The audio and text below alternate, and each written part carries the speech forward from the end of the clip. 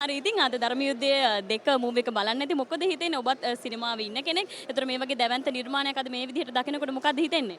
ඇත්තටම මම ධර්මයුද්ධ පළවෙනි ෆිල්ම් එකේත් ලොකු ෆෑන් කෙනෙක්. ඒ හින්දා මම 2 වෙනකම් බලාගෙන හිටියේ. මොකද හොඳම ටික තියෙන්නේ මේ දෙවනි කොටසනේ. ඉතින් හරිචන්ද්‍ර කොහොමද අහු වෙනවද? කොච්චර කාලයක් මේ රහස පරිස්සම් කරන් ඉන්නවද? නීතියට අහු වෙයිද කියන ප්‍රශ්න ගොඩකුත් එක්ක තමයි මම ඇවිල්ලා සීට් එකේ ඉඳගත්තේ. කුතුහලය එන්නම් වැඩි වෙනවා හිතාගන්න බැරි විදිය දේවල් සිද්ධ වෙනවා. හැබැයි අවසානයේදී අපිව හිතන්නේවත් නැති තැනක ගෙනල්ලා අතරේ ඇත්තටම මම නම් එහෙම දෙයක් බලාපොරොත්තු වෙන්නේ නැහැ. මොකද මම මේකේ ඉන්දියානු චිත්‍රපටියවත් මම බලලා තිබ්බේ නැහැ දෙවෙනි කොටසේ. පළවෙනි එක විතරයි බලලා තිබ්බේ. මම හිටියේ අපේම චිත්‍රපටියේ දෙවෙනි කොටස බලන එක. ඉතින් ඒ නිසා පොඩිවත් බලාපොරොත්තු සමහර චිත්‍රපට තියෙනවා අපිට අවසානයේ තේරෙනවා මෙහෙම වෙන්න පුළුවන් කියලා. හැබැයි එහෙම පුළුවන් වුණේ නැහැ හිතා ගන්නවත්. ඒ වගේම කියන්න ඕනේ අපේ අරුණ අය හරිම ලස්සනට අධ්‍යක්ෂණය කරලා තියෙනවා.